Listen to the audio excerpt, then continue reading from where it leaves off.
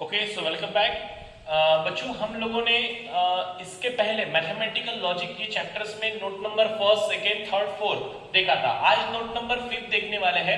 अब note number fifth में हमारे पास क्या रहने वाला है, ये वेरी मोस्ट इंपॉर्टेंट है। 2 या 3 मार्क्स के लिए ये क्वेश्चंस है, यानी कि स्टेट बोर्ड एग्जामिनेशन में 3 मार्क्स के लिए तकरीबन आ सकता है, थोड़ा बड़ा क्वेश्चंस रहा तो। और इसमें भी 2-3 एक पैटर्न होते हैं और नोट नंबर 6 में मैं आप लोगों को क्लियर करवा देने वाला हूँ। So let us start now. हमारे पास नोट नंबर 5 है। नोट नंबर 5 में construct the truth table, construct the truth table. अब ध्यान दीजिएगा, इस दिए हुए स्टेटमेंट्स का P एंड नॉट Q, क्या दिया हुआ है P एंड नॉट Q, इस स्टेटमेंट्स का हमें क्या करना है, एक ट्रूथ टेबल कंस्ट्रक्ट करना है। अब देखो मैंने थोड़ा सा ड्रॉ करवा लिया था क्योंकि उसमें टाइम चला जाएगा लाइन ड्रॉ वगैरह करने में। तो ध्यान दीजिएगा इसमें क्या करेंगे अपन, किस तरीके से ट्रूथ टेबल किसी भी स्टेटमेंट का कैसे ड्रॉ करेंगे। अब देखो हमारे पास एक फॉर्मूला है। पहले बात तो 2 raised to the power n, ऐसा हमारे पास एक फॉर्मूला है। n इसका मतलब होता है number of statements, number of statements, number of क्या होता है, स्टेटमेंट्स होता है। अब मुझे बताओ for example number of statement, यहाँ पे तकरीबन डॉट डॉट देखा गया तो P ओनली 1 स्टेटमेंट है। ये मत करना कि ये नॉट P दूसरा है, नथिंग। P एक्चुअल क्या है, एक तो P रहेगा, Q रहेगा, R रहेगा, isn't it. P Q R ये हमारे 3 स्टेटमेंट्स होते हैं। अब मुझे बताइएगा P यानी कि फॉर एग्जांपल एक ही स्टेटमेंट है, यानी कि n का वैल्यू कितना हो जाएगा 1। तो मुझे बताओ 2 raised to the power 1 कितना होता है 2। अब 2 इसका मतलब हमारे पास 2 कितने होंगे, नंबर ऑफ रोज रहेंगे। कहां रहेंगे, नंबर ऑफ रोज। अब नंबर ऑफ रोज यानी कि कौन से, कि फॉर एग्जांपल पहला रो और दूसरा रो।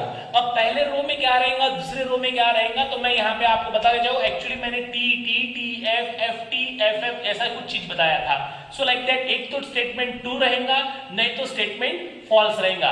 यानी कि एक स्टेटमेंट रहा, ओनली 1 P रहा, तो हमने ट्रूथ टेबल में एक तो T लिखना और एक F लिखना। फॉर एग्जाम्पल P Q ऐसे 2 रहे तो T T T F F T F F ऐसा लिखना। ये मैंने एक कोडवर्ड के तौर पे आप लोगों को क्लिक करके दिया था, ऐसे ही लिखना। इजंट इट, पॉसिबिलिटी है वो उस तरीके से। अब मैं आप लोगों को क्लियर कर देने वाला हूं। यहाँ पे इस स्टेटमेंट को जब ट्रूथ स्टेटमेंट करना है, ट्रूथ टेबल लिखना है, तो इसको कैसे सॉल्व करते हैं, एकदम सिंपल। आप लोगों ने इसको गौर कीजिएगा, यहां पे चीज जो दी हुई है वो कौन से स्टेटमेंट्स में है, ओनली P। ठीक है, मैंने P लिख लिया पहले तौर पे, और उसके स्टेटमेंट P है और एक तो पॉसिबिलिटी है, एक तो पॉसिबिलिटी F है, ये लिख लिया। अब ध्यान दीजिएगा, इसको एक टुकड़े के अंदर तैयार करना। बहुत जितने भी टुकड़े होंगे वो टुकड़े अपन लिखते रहेंगे और उस टुकड़े को कलेक्ट करके फिर एक कंबाइन इसका आंसर निकालेंगे। इजंट इट और नॉट? और कैसे करना, देखो P नाम का एक टुकड़ा है, मैंने वो लिख लिया। इजंट इट और नॉट? अब देखो इसके पहले एक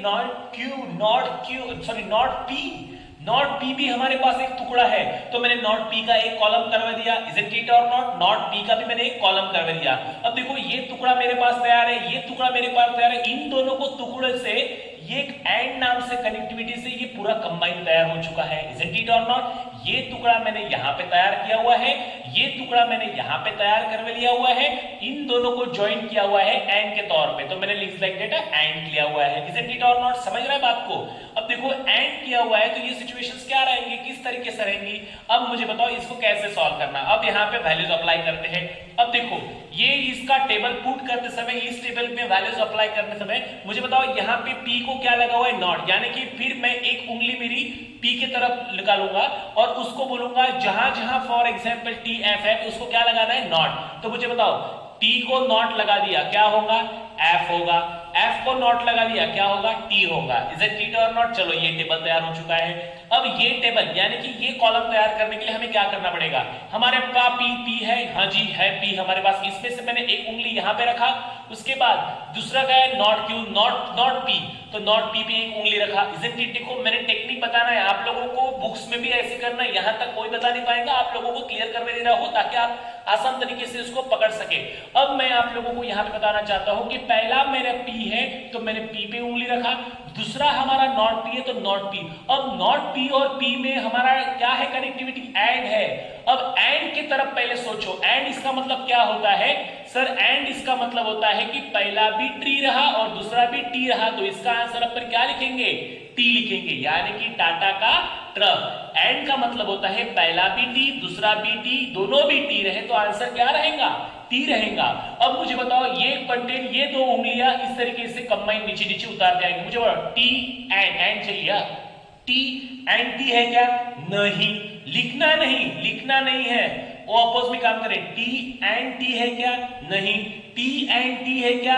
नहीं। यदि टी एंड टी रहते तो अपन यहाँ पे टी लिखते थे, टी एंड टी रहते तो अपन क्या लिखते थे? टी लिखते थे।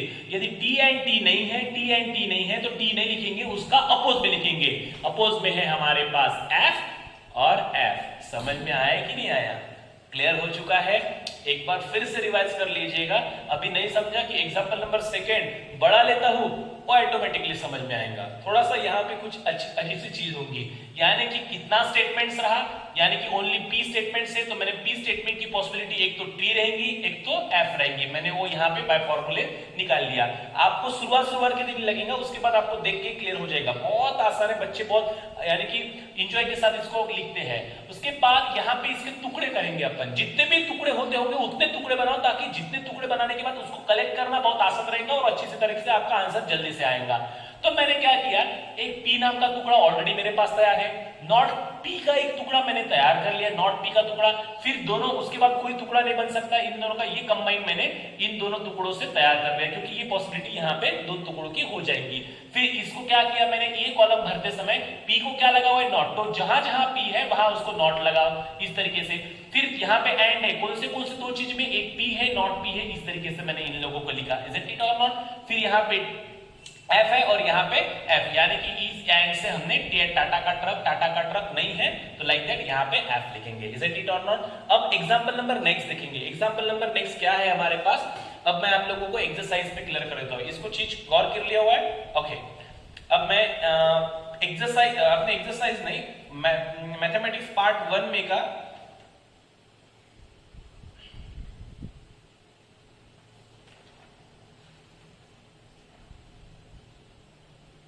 क्वेश्चन नंबर नेक्स्ट निकालिए। अब मैं पेज नंबर बताता हूं, पेज नंबर को आप पेज नंबर तैयार रखिए।